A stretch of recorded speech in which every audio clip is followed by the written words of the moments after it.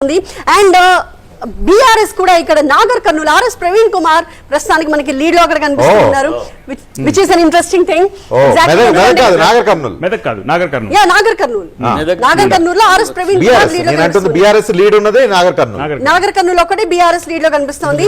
ఇంకా మిగిలిన ప్రాంతాల్లో ఆదిలాబాద్, నిజామాబాద్, కరీంనగర్, మెదక్, మల్కాజ్గిరి, సికింద్రాబాద్, అలాగే చేవెళ్ళ. సరే, ఇక్కడ మెదక్ సంబంధించి చూస్తే ఇంట్రెస్టింగ్ ఏంటంటే ఇక్కడ బీజేపీ సెకండ్ ప్లేస్ లో ఉంది, BRS first place, BJP second place, Congress third place లో ఉంది. బీఆర్ఎస్ కు 22,000 పైగా ఓట్లు వస్తే, బీజేపీకి 20,000 ఓట్లు వస్తే, కాంగ్రెస్ కు 19,000, అంటే హార్డ్లీ 1,000-1,500. కానీ ఇక్కడ పాయింట్ ఏంటంటే ఈ నియోజకవర్గం నాగర్ కర్నూల్ నియోజకవర్గంలో మాది కమ్యూనిటీ ఎక్కువ ఉంటారు. బీఆర్ఎస్ బీజేపీ ఇద్దరు అభ్యర్థులు మాది కమ్యూనిటీకి సంబంధించిన వాళ్ళు. కాంగ్రెస్ మాల కమ్యూనిటీకి సంబంధించిన వ్యక్తికి ఇచ్చింది. ఓట్లు బీజేపీ బీఆర్ఎస్ మధ్య చీలిపోతాయని మొదటి నుంచి అనుకుంటున్నారు. చీలిపోయి మల్లురావి ముందుకు వస్తారా, లేకపోతే? అది నేనేమంటున్నానంటే ఎప్పుడైనా సరే ఎస్సీ కాన్స్టిట్యున్సీలు మనం ఎట్లా అనుకుంటామంటే ఆ కమ్యూనిటీ వాళ్ళే ఉంటారు, వాళ్ళే ఓటేస్తారు అనుకుంటాం. కాదు, అక్కడ మిగతా కమ్యూనిటీలు ఉంటాయి. కానీ ఇక్కడ నాగర్ కర్నూల్లో కాంగ్రెస్ పార్టీ గట్టిగా బలంగా ఉన్నటువంటిది. ఒక 2 కాన్స్టిట్యున్సీ, ఒక కాన్స్టిట్యున్సీలో అప్పటికి అది ఎస్సీ కాన్స్టిట్యున్సీలలో కూడా బీఆర్ఎస్ గెలిచినటువంటి ప్రాంతం అది. రెండవది మీరు అన్నట్టుగా మల్లురావి ఏమో ఒక కమ్యూనిటీ అన్నాడు, ఎందుకంటే అక్కడ ప్రభావం చేసేంత 4-5 లక్షల మంది మాది ఓటర్లు ఉన్నారు కాబట్టి.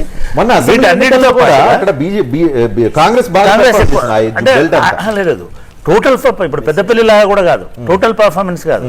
2 కాన్స్టిట్యున్సీలలో బీఆర్ఎస్ గెలిచింది. అక్కడ ఎస్సీ కాన్స్టిట్యున్సీస్ 2 బీఆర్ఎస్ గెలిచింది. వీటన్నిటికీ తోడు ప్రవీణ్ కుమార్కి ఒక ప్రత్యేకమైనటువంటి నెట్వర్క్ ఉంది. ఆ నెట్వర్క్తో పాటు కమ్యూనిటీలో రీచ్ ఉంది. దాంతోపాటు ఆయనకి ఒక ఆఫీసర్గా చేసినటువంటి మంచి పేరు దళిత్ కమ్యూనిటీలో కొంత ఉంది కాబట్టి బహుశా ఆయనకి ఎక్కువ ఓట్లు ఆయన ఎక్కువ ఆకర్షించి ఉండొచ్చు. కానీ అదే చెప్పబోతున్నాను, ఫైనల్కి వచ్చే వరకు ఫైనల్ రౌండ్లో కూడా తారుమారయ్యేటువంటి అవకాశం ఉంటుంది. బట్ ట్రెండ్లో ఇప్పుడు మీరు చెప్తున్న దాని ప్రకారం బీఆర్ఎస్ 2 స్థానాలలో లీడ్లో ఉన్నట్లు లెక్క. ఒకటి మెదక్ చెప్పారు ఇందాక, అదేవిధంగా నాగర్ కర్నూలు చెప్పారు. లీడ్ లో ఉంటే మీరు మ్యాన్ టు బి వాచ్డ్ అని అసెంబ్లీ అప్పుడు చాలా ఎక్కువగా చెప్పాను. అంటే లోక్సభ ఎన్నికల్లో కొంచెం చూపిస్తున్నట్లు.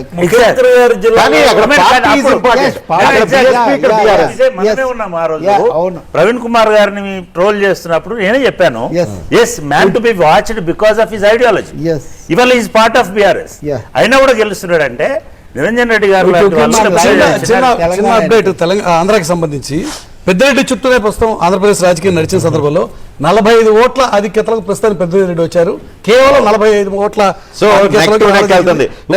సీనియర్ మంత్రి గురించి చెప్తా, బొత్స సత్యనారాయణ తిరుగులేదు. ఆయన ఉత్తరాంధ్రలో ఆయనకి ఎదురు చెప్పేవాళ్ళు లేరు అనుకుంటారు. 3 రౌండ్ తర్వాత వెనకబడి ఉన్నాడు. చీపురుపల్లి కదా ఆయన కాన్స్టిట్యున్సీ, చీపురుపల్లిలో వెనకబడి ఉన్నారు. ఆయన భార్యకు వైజాగ్ ఎంపీ స్థానం ఫోకస్ అంతా కూడా వైజాగ్ మీద పెట్టారు ఆయన భార్య గెలిపించుకోవడానికి. కానీ ప్రస్తుతం బొత్స ఝాన్సీ కూడా వెనుకబడే ఉన్నారు, ఆయనకు కూడా వెనుకబడే ఉన్నటువంటి సిచ్యువేషన్. ఆయన ఫోకస్ అంతా వైజాగ్ లేదు కదా, ఎప్పుడు ఓడతారని లేదు. ఆయన లాస్ట్ లో రావచ్చు. బట్ కాదు నేను అంటుంది ప్రీ పోల్ అప్పుడంతా కూడా ఆయన గ్యారంటీ క్యాండిడేట్ అని ఒకటి ఉండింది అంటే. ఇప్పుడు సరే రజని తెలంగాణలో ముఖ్యమంత్రి గారి నియోజకవర్గ జిల్లాలో 2 దగ్గరలో Congress is not performing very well. Already వదిలేసిన మల్కాజ్గిరి కాదు, నాగర్ కర్నూల్, మల్కాజ్గిరి 3. సీఎం జిల్లా అయిన 2 Nagar Kurnool, Mahabub Nagar Congress lead, BJP lead ఉంది. మల్కాజ్గిరిలో వదిలేసిన రికార్డు బ్రేక్ చేస్తోంది. ఖమ్మంలో 6 రౌండ్లు పూర్తయ్యేసరికి కాంగ్రెస్ అభ్యర్థి రఘురామరెడ్డి 126,000 ఓట్ల ఆధిక్యతలో ఉన్నాడు. అది ప్రత్యేకించి ఖమ్మం అంటే అక్కడ ఎదురుండే అవకాశం. ఇంకొకటి బీఆర్ఎస్ కి కొంచెం రిలీఫ్ ఇచ్చే పాయింట్, మెదక్లో బీఆర్ఎస్ అభ్యర్థి వెంకటరామరెడ్డి 1,500 ఓట్ల ఆధిక్యాన్ని ప్రదర్శిస్తున్నారు.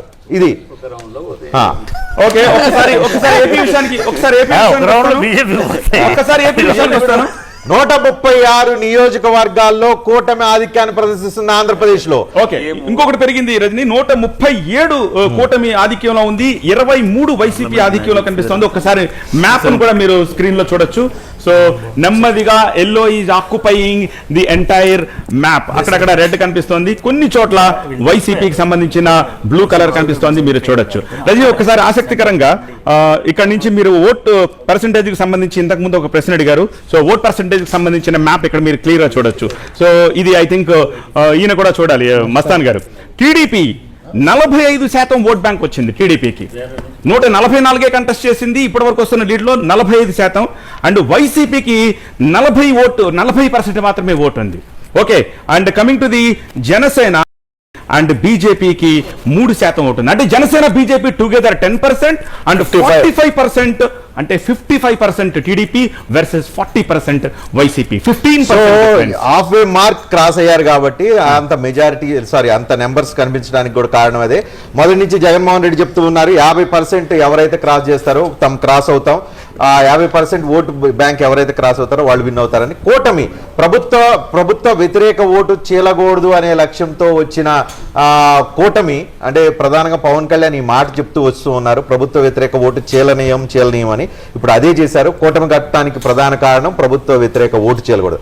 ఇప్పుడు ఆ ప్రభుత్వ వ్యతిరేక ఓటు చీలకూడదు అనేది ఆంధ్రప్రదేశ్ లో బాగా కూటమికి అడ్వాంటేజ్ కనిపిస్తుంది. Even TDP numbers also, TDP vote percentage also 44%, YCP vote percentage 40%. కూటమి పరంగా చూసుకుంటే 55%. సరే, 55% ఓట్ బ్యాంక్ అనేది చాలా చాలా చాలా క్రూషియల్. ఆంధ్రప్రదేశ్ లో చాలా ఎక్కువ వచ్చిందని చెప్పి ఇప్పటి వరకు వస్తున్న ట్రెండ్స్ 25 ఎంపీ స్థానాలకు సంబంధించిన ఆంధ్రప్రదేశ్ అప్డేట్స్ చూస్తే 4 చోట్ల మాత్రమే వైసీపీ లీడ్ లో ఉంది. మిగతా నెంబర్స్ చెప్పాల్సిన అవసరం లేదు. వైసీపీ లీడ్ లో ఉన్నటువంటి నెంబర్స్ మాత్రం చూస్తే ఒంగోలు చెవిరెడ్డి భాస్కర్ రెడ్డి లీడ్ లో ఉన్నాడు. అలాగే అరకు ఎంపీ వైసీపీ లీడ్ లో ఉంది, తనుజారాణి. దాంతోపాటుగా రాజంపేటలో మిథున్ రెడ్డి మళ్ళీ లీడ్లోకి వచ్చారు, మిథున్ రెడ్డి ప్రస్తుతం లీడ్లో ఉన్నారు. కడప పార్లమెంటు స్థానానికి సంబంధించి వైసీపీ లీడ్లో ఉంది. మిగతా 21 స్థానాల్లో కూటమికి సంబంధించినటువంటి అభ్యర్థులే లీడ్లో ఉన్నారు. కూటమి ఏకపక్షంగా దాదాపుగా అవుట్ ఆఫ్ 21 సీట్స్ కూటమి గెలుచుకోవడం దిశగా ప్రస్తుతం వెళ్తున్న పరిస్థితి. కేవలం